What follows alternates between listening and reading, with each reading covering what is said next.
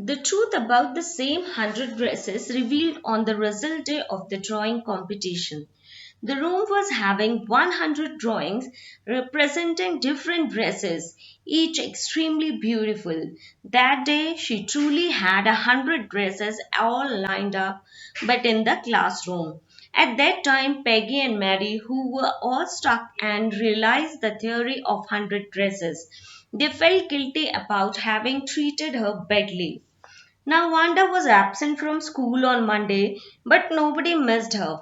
She remained absent next day too, but she was missed the school for the third consecutive day on Wednesday. Peggy and Maddie noted her absence. They wondered why she had not come to school. Maddie remembered Wanda talking about one of her dresses which was pale blue with colored trimmings. Meanwhile, a drawing and color contest approached nearer, and Maddie began thinking about it. The girls were to design dresses, and the boys were to design motorboats. In Maddie's opinion, Peggy would win the contest as she was very good at making designs. It was the day when Mason would announce the result of the drawing contest. Peggy and Maddie hurried to their school as it was drizzling. Nobody waited for Wanda, and the girls reached their school only to be surprised. Hundreds of designs of dresses were displayed in the room. Miss Mason announced that Jack Bagels had won for the boys. She also said that 100 designs of dresses had been made by one girl who had won the medal. She was no other but Wanda Petronsky. सो यहाँ पर Wanda जो है वो अब school से absent होना शुरू करती है और वो 3 दिन तक एब्सेंट होती है पर उसे कब कोई मिस नहीं करता है। फिर जो है पेगी और मैडी जो है अब उसको उनको समझ में आता है कि वांडा जो है वो एब्सेंट चल रही है और उनको ये आश्चर्य भी होता है कि वांडा जो है वो कभी भी ऐसा नहीं करती थी कि वो स्कूल ना आए। तो मैडी जो है उसको याद आ जाता है कि वो उसकी ड्रेसेस के बारे में बात करते थे तो मे बी वो एक रीज़न हो सकता है। तभी उनकी टीचर जो हैं वो अनाउंस करती हैं एक ड्राइंग कलर कॉन्टेस्ट के बारे में और जो कि काफ़ी करीब आ गया था। तो गर्ल्स जो हैं उनको काफ़ी सारे ड्रेस डिज़ाइनिंग करनी थी और बॉयज़ को मोटर बोट्स डिज़ाइन करने थे। तो मैडी बोलती है कि पैगी जो है वो ये कॉन्टेस्ट जीतेगी क्योंकि वो बहुत अच्छा डिज़ाइन बनाती है। सो अब वो दिन आ जाता है जब मिसेस मैसन जो है वो ड्राइंग कॉन्टेस्ट का रिजल्ट अनाउंस करने वाली होती हैं।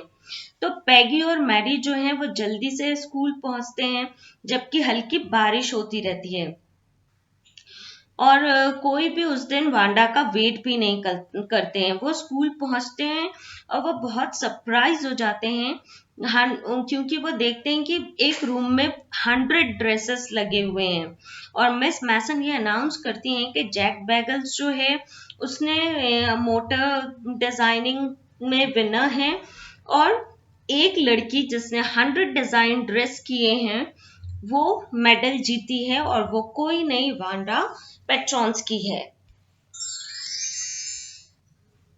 Everyone was astonished to know that Wanda was absent on that day too. Everyone applauded as the sketches made by her were all beautiful and different. Peggy and Mary were shocked to know her great quality of drawing. Now everyone was astonished to know that Wanda could draw, but she was absent on that day too. Everyone applauded as the sketches made by her were all beautiful and different. Peggy and Maddie identified the blue and green dress once mentioned by Wanda. They were shocked to know her great quality of drawing and appreciated her drawings wholeheartedly. तो अब जो है वो हर कोई बहुत surprise हो जाता है वांडा के एब्सेंट होने से और उसकी ड्रेस डिजाइनिंग को देखकर। तो अब हर कोई उसको बहुत प्रेज करते हैं, उसको एडमायर करते हैं, क्योंकि उसके जो डिजाइन्स थे वो बहुत ही ब्यूटीफुल थे, डिफरेंट थे। पैगी और मैडी भी जो है वो पहचानते हैं कि जो ब्लू और ग्रीन ड्रेस वांडा बताती थी वो ये हैं, और वो शॉक्ड हो जाते हैं कि वांडा इतनी अच्छी ड्राइंग करती है, और वो उसको अप्रिशिएट भी करते हैं। So the theme of the story is bullying, because even though Peggy and Maddie do not think of their teasing as bullying and do not mean to make Wanda unhappy, it is bullying nonetheless. Maddie begins to recognize it as such but does not want to say anything in case the teasing transfers to her instead of Wanda. And another theme is the racial discrimination, which many of us may have faced or may have meted out to others. When someone is different from the mainstream of society, he or she may have to face some sort of racial discrimination. This is sad aspects of human life, but it happens in almost every country. This story is about a Polish girl who is living in America. The Polish girl is subjected to everyday humiliation for being different in terms of funny name, accent, unusual dresses, etc. सो इस story का जो theme है वो पहला theme है कि bullying, जो एक दूसरे का लोग मजाक उड़ाते हैं, उनको टीज करते हैं।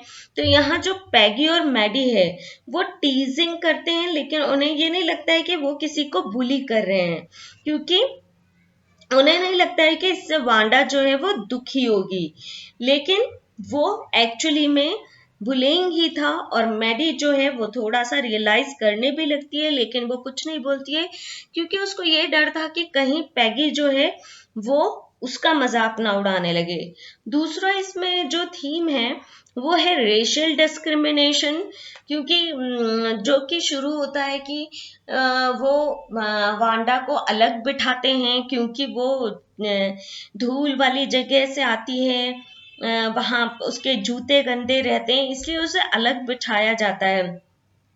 उसके कपड़ों का मजाक उड़ाया जाता है, उसकी गरीबी का मजाक उड़ाया जाता है।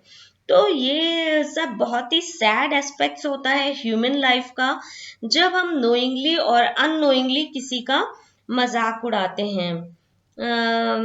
So this is all about the 100 Dresses Part